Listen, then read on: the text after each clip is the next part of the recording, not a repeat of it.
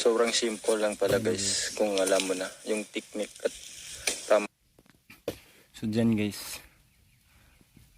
nag-harvest kami ng aprikan dyan guys. So grabe guys, sinubukan ko kanina guys. Sobrang hirap guys at nagkasugat-sugat pa yung mga daliri ko guys. So ayan. Ang paraan. Ayan guys, sobrang dali lang pala guys kapag marunong ka guys. Kung mapapansin nyo yan guys, oh. Yun yung dust guys. Alam nyo yung dust guys. Ayan. Malapit lang kasi kami sa das guys. So das ang Patungan Maguindanao. So nasa kaliwa lang kami guys, or nasa babaw guys. So nasa ibabaw lang kami guys. So, ayan.